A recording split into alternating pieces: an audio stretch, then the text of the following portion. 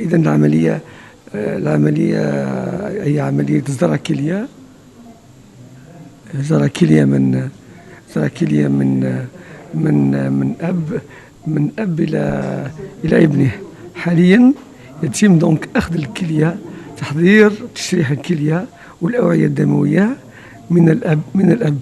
لقد تم تشريح الكلية والوريد، وبعد ذلك يتم تشريح الشرايين.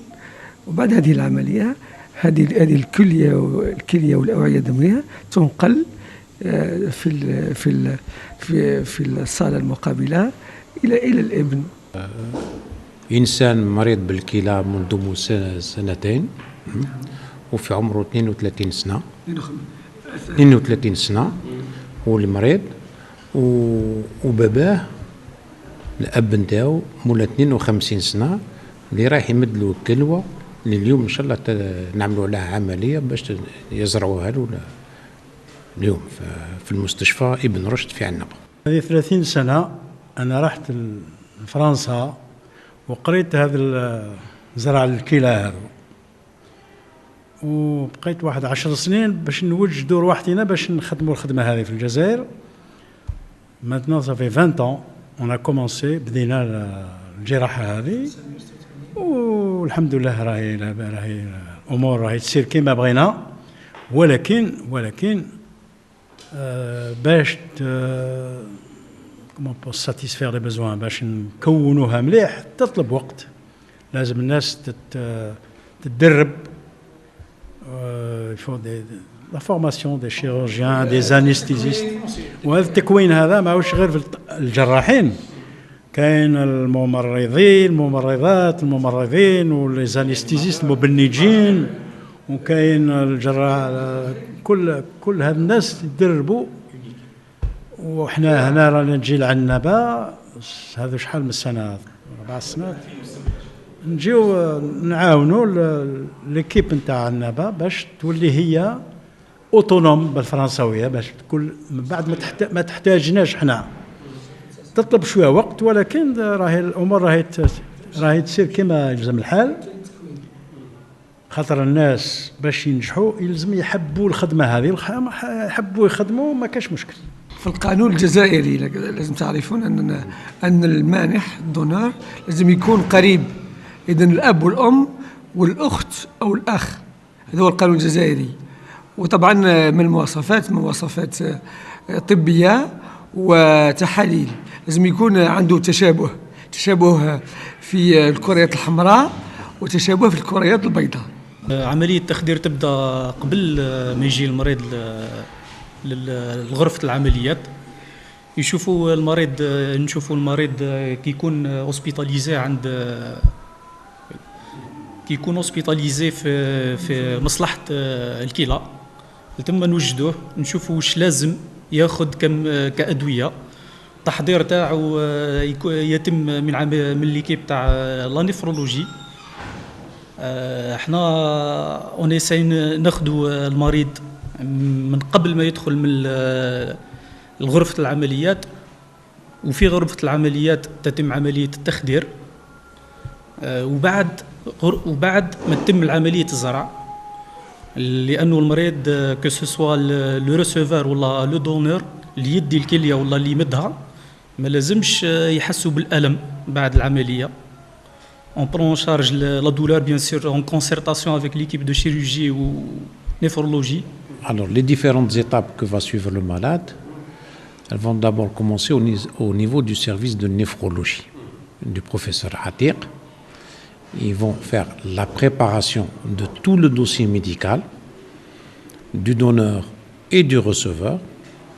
Ensuite, aussi bien le donneur que le receveur ont une consultation d'anesthésie, de pré-anesthésie, qui est assurée par le service d'anesthésie-réanimation.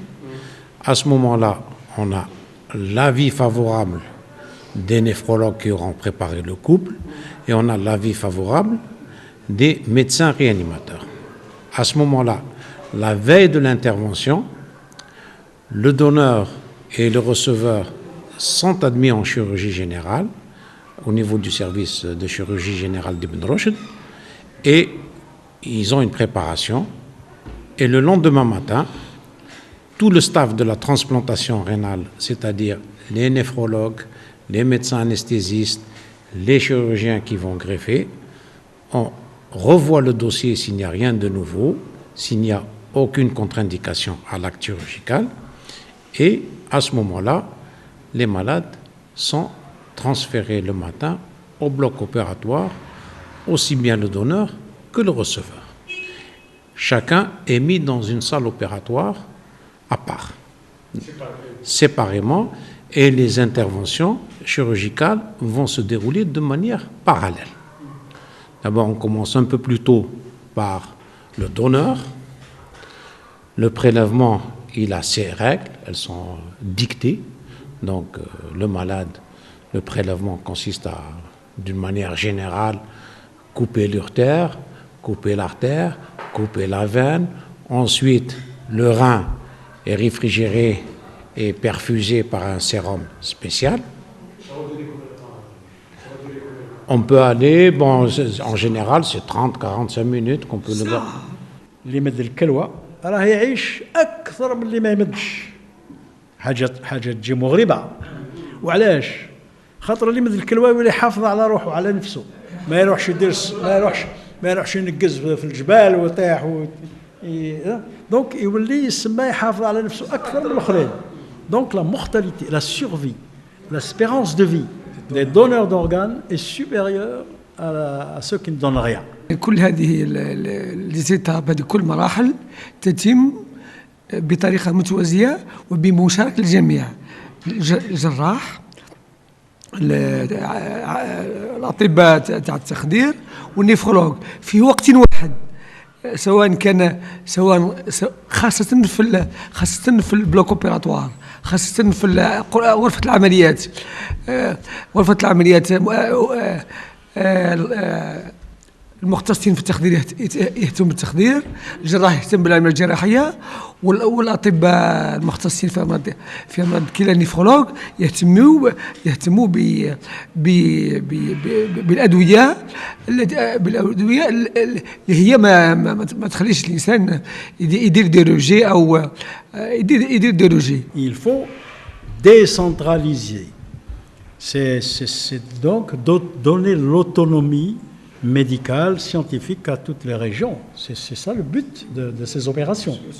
Pourquoi faire concentrer tout sur Alger؟ وعلاش واحد يسكن في عنابة يروح يدير زرع الكلى في الجزائر، ومن بعد العائلة نتاعو هو يبقى شهر ثماتيك وحده، العائلة نتاعو تحكم الطيارة باش تروح تشوفه وتشقلة كبيرة. يندار هنا هكذا كل شيء يجي سهل، والأطباء نتاع هنا يفاميلياريز avec ça.